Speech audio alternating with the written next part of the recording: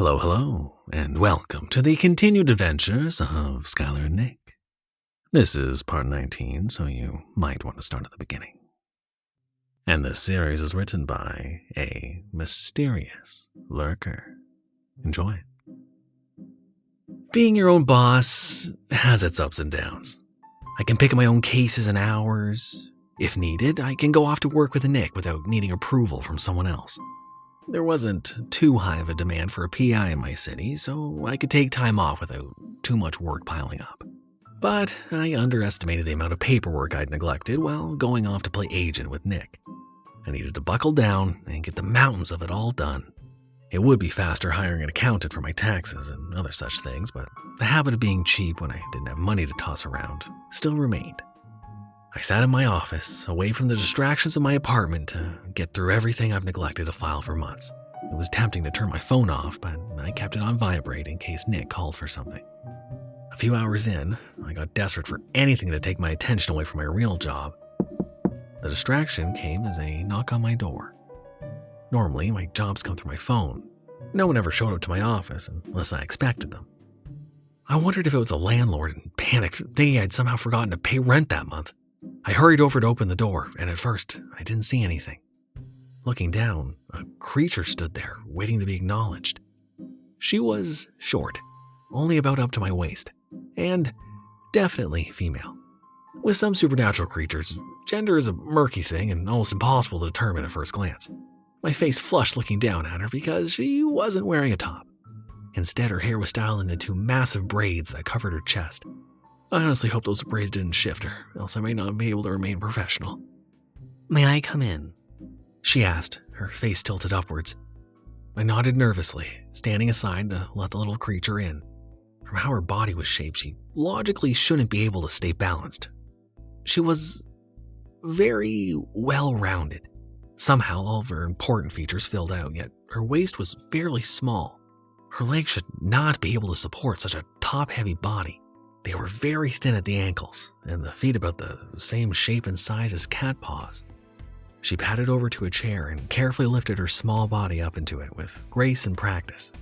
It was clear she had adjusted to being in a world where nearly everything was made for someone much larger than herself. Her hair was dark green, almost mossy.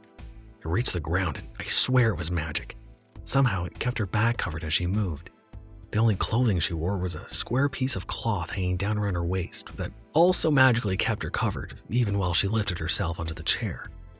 On her face was a wooden, flat, expressionless mask. If she wasn't wearing it, I bet I could see her have an amused expression as I stared at her, cheeks red over her lack of modesty. A small hand motioned towards my desk, telling me to take a seat. I was flustered and took a few seconds to take the hint. After I sat down, she started on the reason why she was there. "My name is Phenia. I work as a receptionist for the mail company." She started. Pausing, she took a long wooden pipe she'd been using as a hairpiece. She asked if she could smoke, and I gave her permission. The bottom half of her mask came up, revealing a normal face except for a mouth of sharp teeth. Nearly all supernatural creatures own pointed teeth, made for ripping apart flesh. I never asked what kind of creature Aberrash was. She looked fairly human until I noticed how sharp her canines were. Even after dealing with so many creatures, the sight of those teeth still unnerved me. Putting all that aside, I thought I heard about mailmen before, but never realized it could be a service for creatures of the night. Supernatural creatures get mail? I asked, still a bit rattled from her appearance. She sat, puffing on the long pipe and looking amused by the question. Since information is a currency in our world, there needed to be a safe way of delivering it. The mail company has been around long before the corporation. Being a mailman is a very sought-after position, and very respected.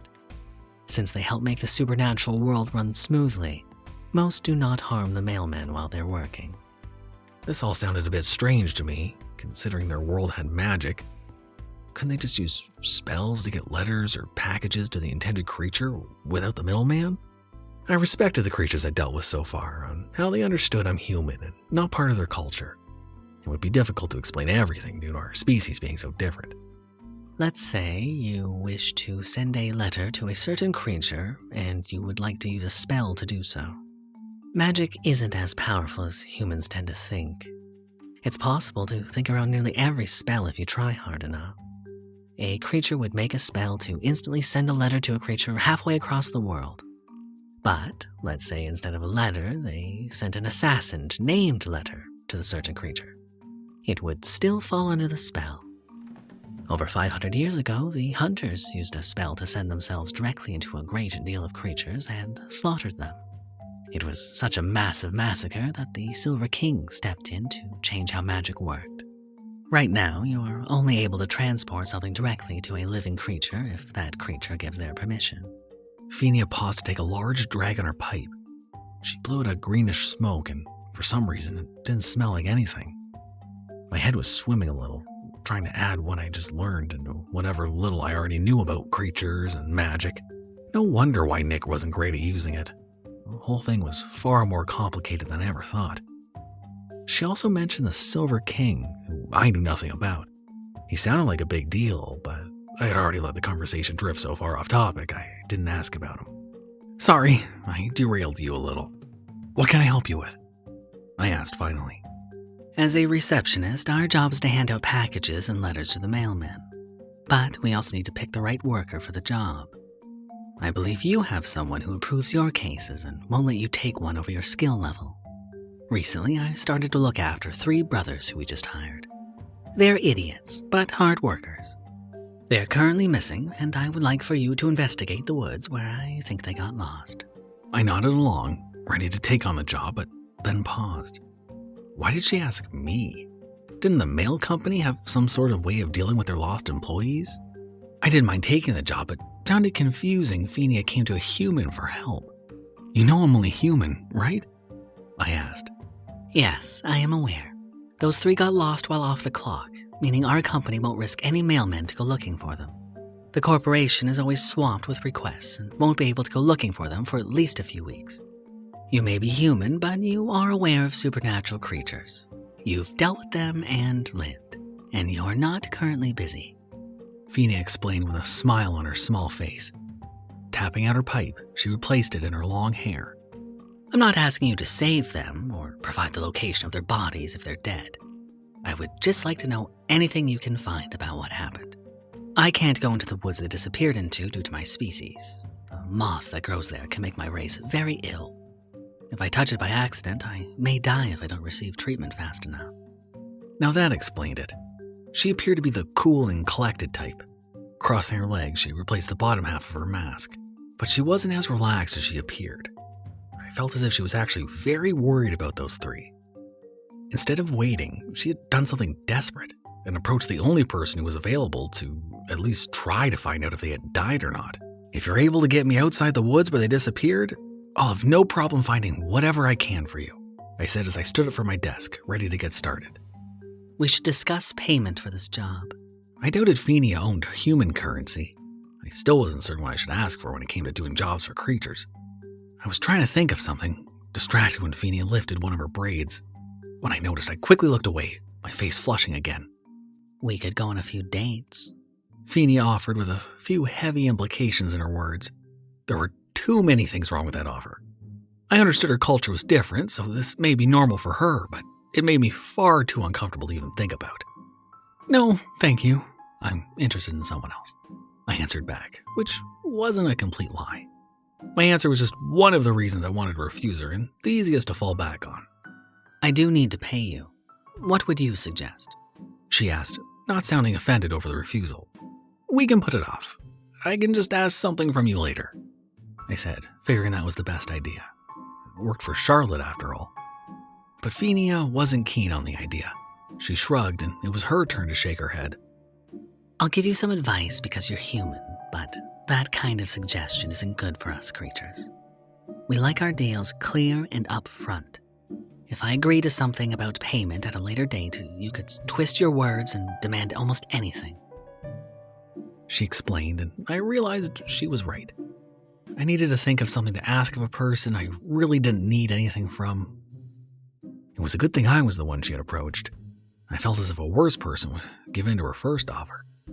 I thought hard, desperately trying to think of something as she waited. As a minute or so passed, I felt a bit nervous over the fact that nothing came to mind. I heard her laugh again at my troubles. You're an honest human. I'll trust you to ask for payment after the job is completed. I let out a sigh of relief. I could put this off for a short while longer.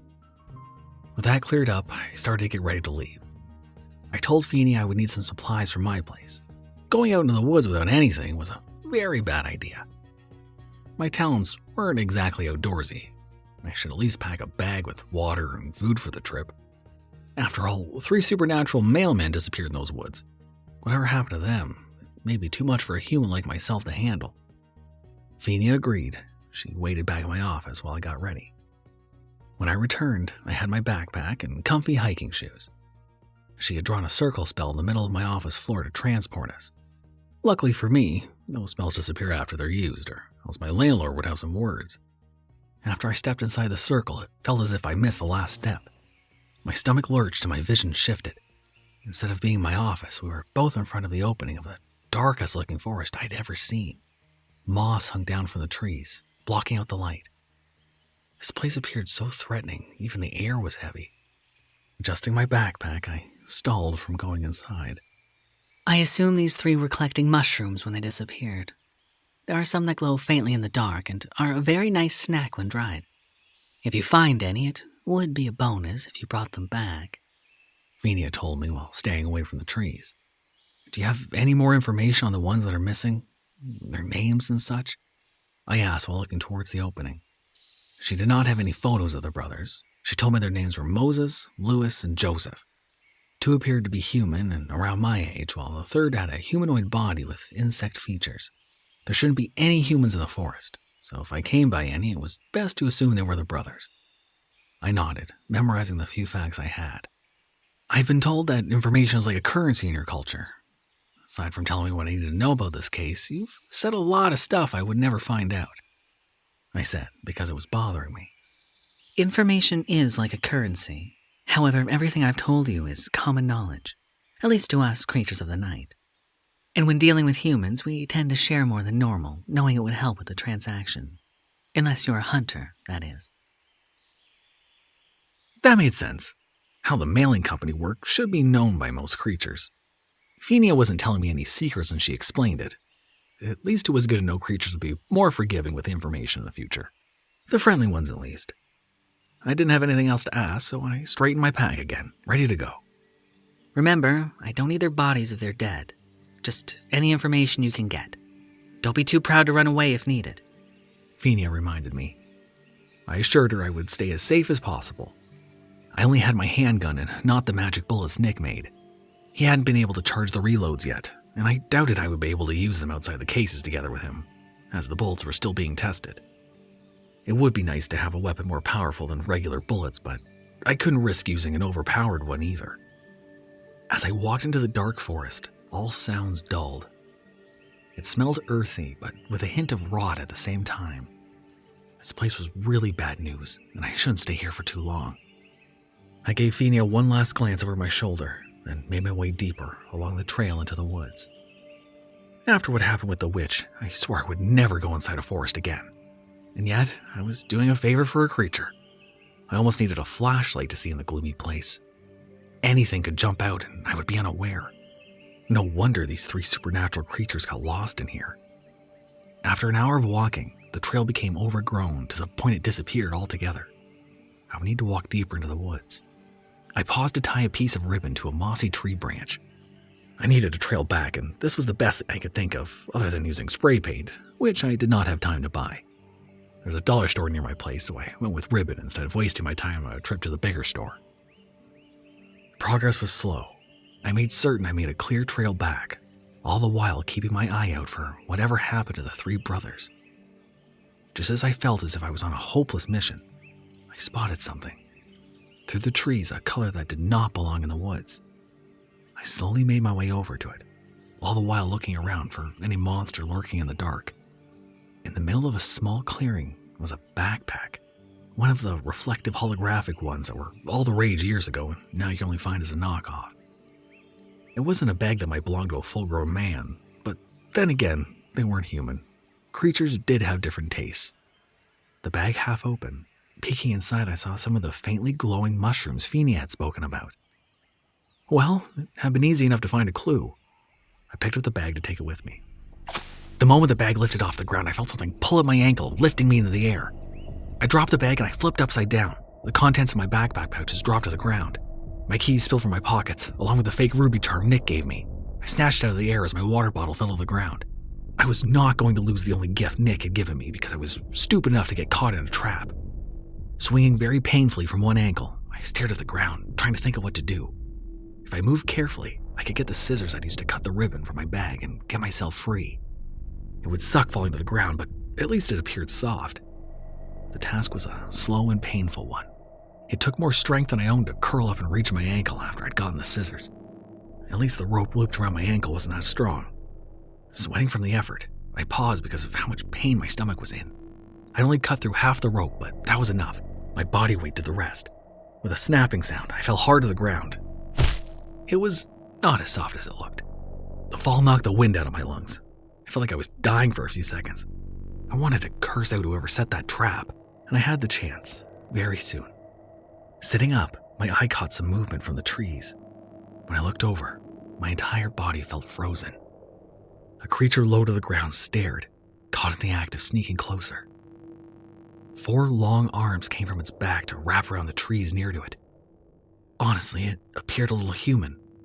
If I only saw the face, I assumed it might be a lost girl, hair dirty and tangled from being in the woods for days. The sunken black eyes didn't blink as we sat in a standoff. Unable to think of anything else, I ran, my pack slamming my back with every step.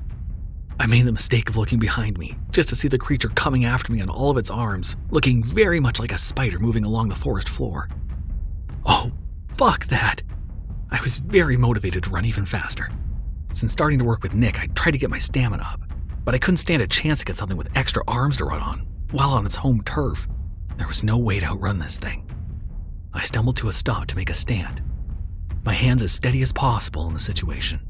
I withdrew my weapon, waiting for my shot. The creature came barreling towards me. When it was about a foot away, I started to unload as many bullets as possible into its face. It didn't even slow the monster down. The thing crashed into me, sending my body flying. I rolled to a stop, in pain, my clothing torn. The monster didn't let me recover. It scurried over and with its forearms wrapped a hand-woven rope around my arms, pinning them to my body. I couldn't think of anything to save myself. This thing was only tying me up. Then it may try to kill me later. During that time, I could think of a way to get free. Unable to do anything else, I let it tie me up, then dragged my body along the mossy forest floor to who knows where. It felt like hours of being dragged along. The forest grew a little bit darker. We were either going deep into the woods where the moss blocked out the light, or the sun was setting. Finally, I got dumped near some moss-covered boulders, and the creature scurried away somewhere else. Sitting up, I looked around where I ended up. The creature had woven the thick moss into a blanket to cover the area. The place was dark, the only light coming from a nearly burned-out fire pit and those glowing mushrooms peeking through the boulder cracks. The creature also had a collection of animal bones it had fashioned into crude art sculptures around its small camp. This place was scary as hell. I needed to get out of here. The creature did not tie up my legs, making it so I could move around. I didn't see or hear the thing. Who knew when it would come back for me? By sheer luck, I found a sharp piece of animal bone lying in a pile that was waiting to be made into something. I could grab it with the fingers peeking out of my bindings. The next few minutes were spent dropping the bone and cursing as I made slow work at cutting the rope. Every sound made me jump, and my heart nearly stopped, thinking that the creature was back. My hands ached, and my chest was sore from not being able to breathe in fully for so long. I nearly cried when the rope snapped, allowing me to get loose. I should have gotten the hell out of there the moment I was free. But foolishly, I decided to just peek around the camp for a few seconds to see if I could spot any signs of the 3 male men. Getting down low, I silently walked around looking past boulders for the creature or for the 3 missing men. I went in the other direction I'd seen the creature go and found myself at the opening of a cave. More mushrooms grew there, giving me just enough light to see by. I figured I would spend a few minutes looking around and I would get out. Again, a miracle happened, and I found what I was looking for. I spotted 3 forms slumped over in the back of the short cave. Quickening my pace, I went over to see if they were alive or not. Each appeared to be breathing, which was a good sign. The insect brother was a bit startling to look at. His skin was white and hard-looking, as if his face was covered with a shell. His black bug eyes weren't closed, but then again, I didn't think bugs had eyelids. I was at a loss of what to do. I didn't want to just leave them there. In the end, it was the only choice I had. At least I knew they were alive.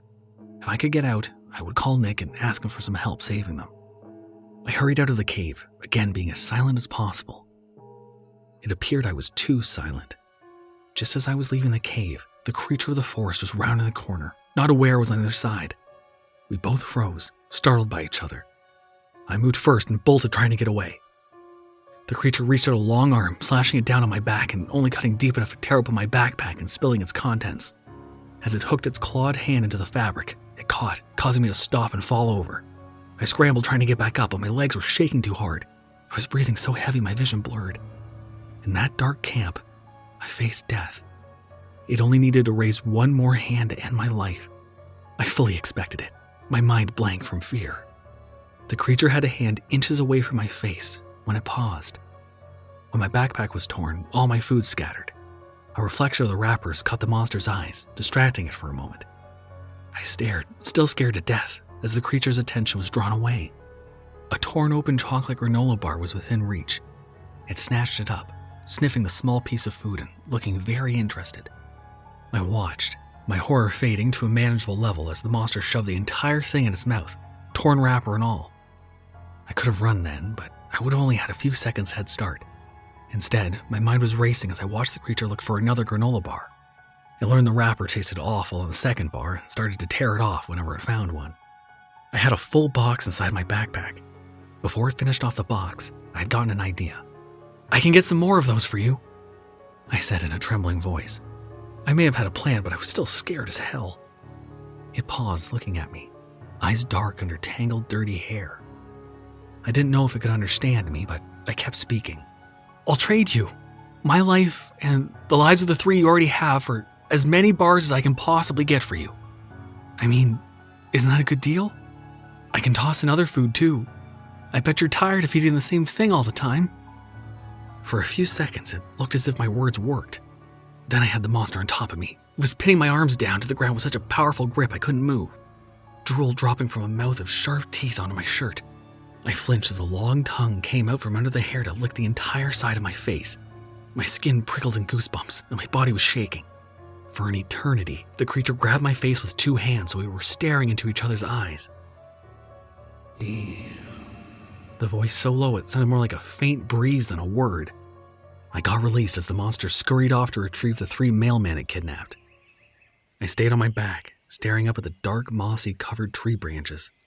I just couldn't believe I traded my life for snacks. I didn't know whether to be happy or insulted I was worth so little.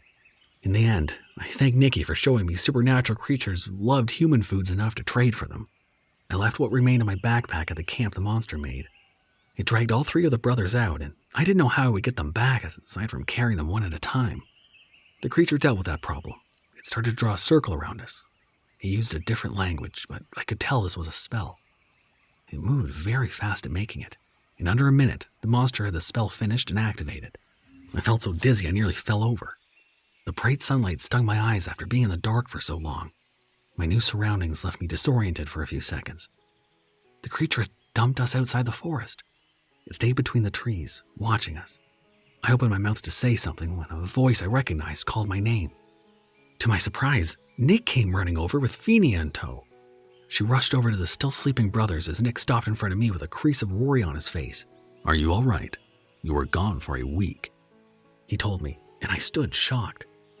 That was impossible. It was a few hours at most. If I was really gone for that long, I would have starved to death. The 3 were slowly coming around.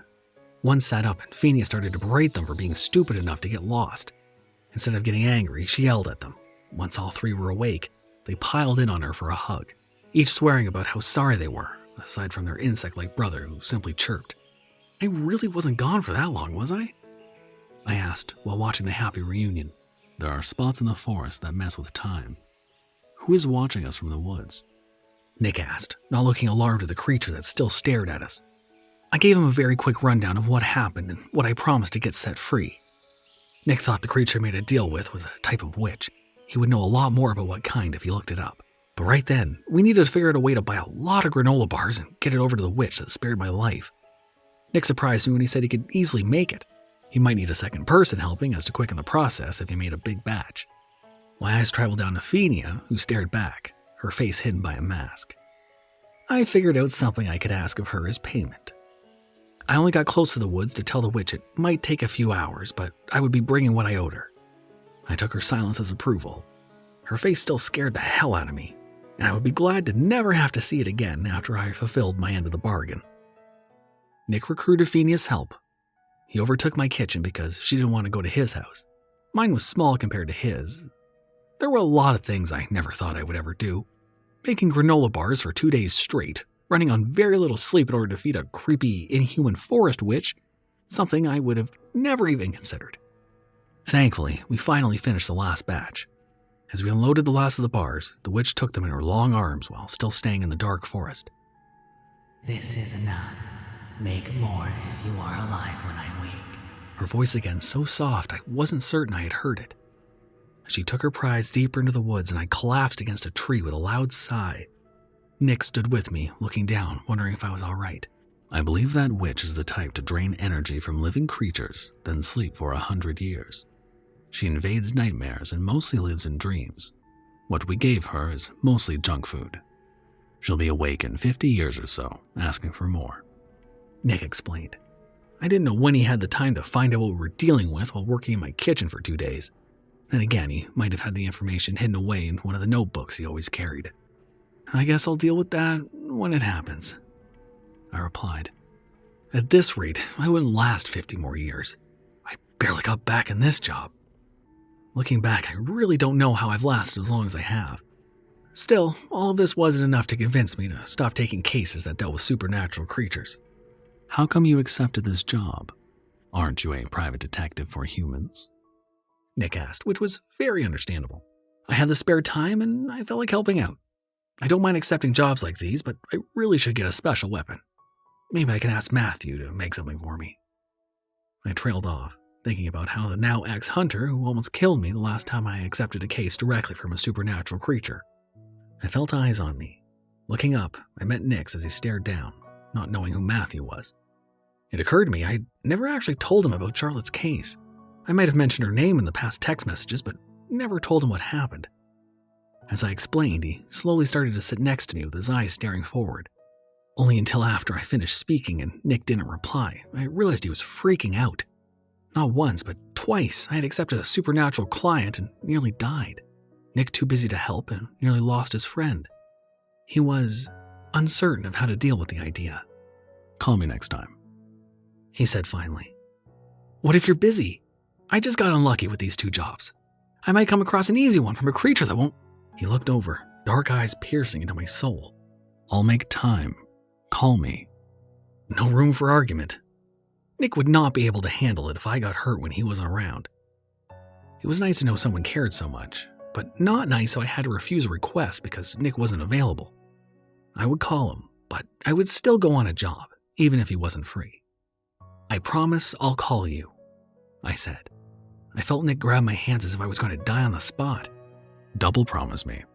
Ah, double promise. His concern might be a result of losing his last partner, or it could be from what I found in the catacombs.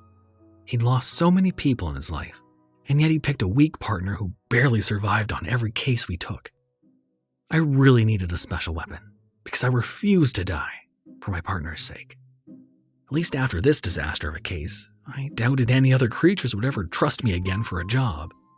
I think you already have a few minor cases lined up. There aren't many humans who can deal with creatures, and the only other option is trying to get the corporation to deal with the case. We are still so short on agents. I have a feeling you'll be in high demand. My stomach dropped at Nick's words.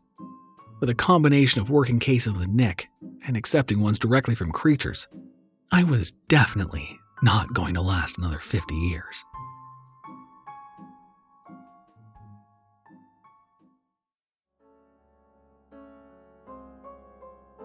Thank you for listening. You can handle another horror story, right?